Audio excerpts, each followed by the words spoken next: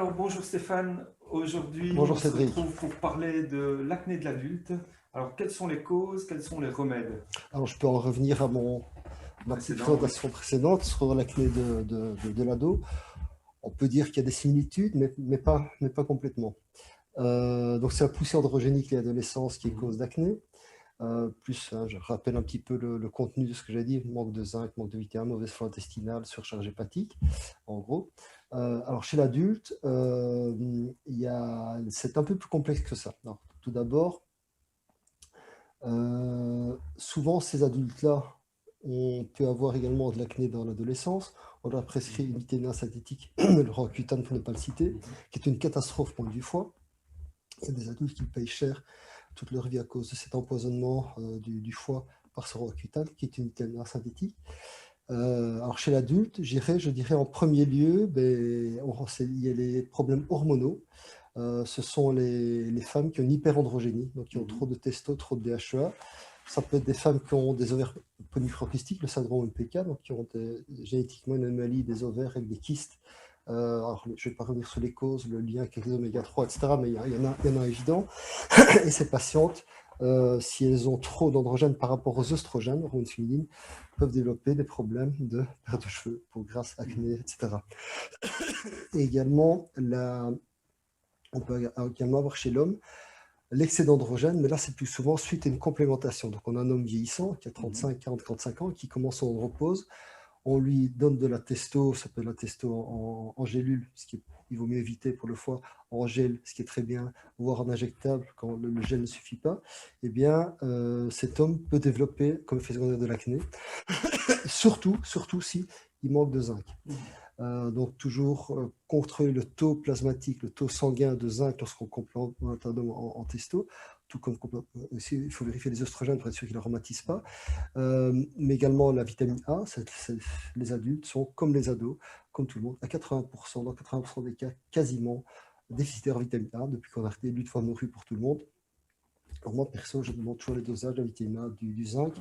Maintenant, si on a affaire à un thérapeute qui n'a pas accès aux prises de sang, mais je crois que ça ne ferait pas de tort de complémenter en zinc, en vitamine A, d'office, en lutte fois morue. Il faut toujours de la vitamine A la plus naturelle possible, puisque la vitamine A synthétique en goutte, ça marche virtuellement pas. Également, tout comme chez Ado, on a des problèmes, des causes d'éruption cutanée liées à des problèmes de flore intestinale.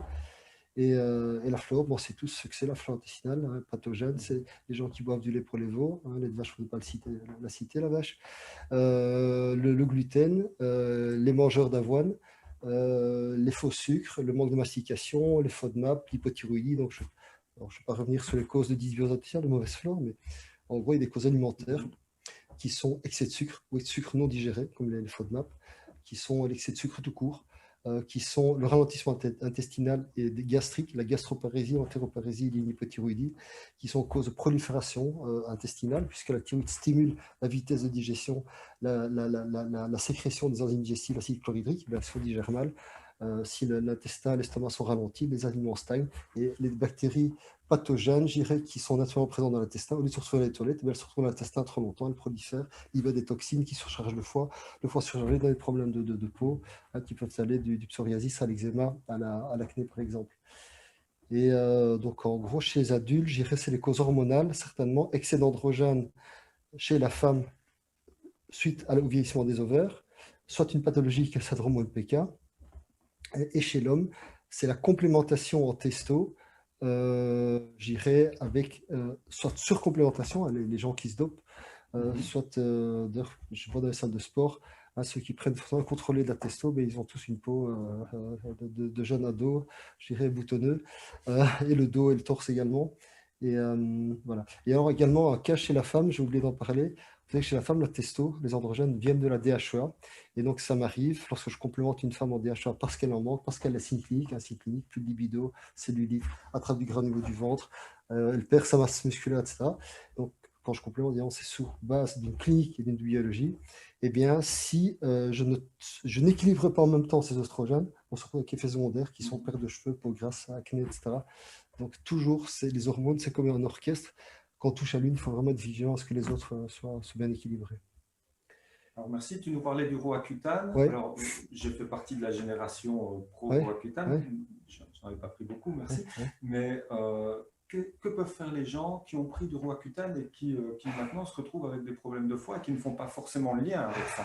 Est-ce qu'il y a des pistes de solutions? Est-ce qu'on a Oui, on quelque peut faire la chose? détox hépatique en phyto. Mhm, Il y a plein de produits qui sont très favorables pour le foie. Ah, bon, on ne va pas en parler maintenant, mais il y a un nombre de substances. Il y a la silimarine, enfin, il y a plein de choses qu'on peut donner pour voilà, soulager donc, un foie. Voilà. en tout cas, il n'est jamais trop tard pour nettoyer, Non, voilà, soulager et et régénérer faire le foie parce une que, cure détox de ouais. temps en temps, un nettoyage de temps en Mhm. temps, foie-rein, faire une cure par exemple tous les mois, mais ça fait mal à personne parce qu'on est tellement surchargé de polluants qui attaquent le foie, qui surchargent le foie, que ça fait pas mal. Pas mal, ouais. Mais également, le foie est très important aussi pour la détoxication des hormones. C'est-à-dire les hormones sont Mhm. biotransformées, sont éliminées en partie par le foie, enfin en grande partie par le foie. Et évidemment, si le foie ne suit pas, eh bien, on peut avoir des déséquilibres hormonaux qui sont bêtement liés à un foie qui ne fonctionne pas bien. Et donc là, on peut optimiser la conversion, la dégradation des hormones, des oestrogènes, des androgènes, hein, voilà, en optimisant le fonctionnement d'un foie. Ok, ben merci pour toutes ces Ouais, avec infos. On se plaisir. retrouve la semaine prochaine. À la semaine prochaine.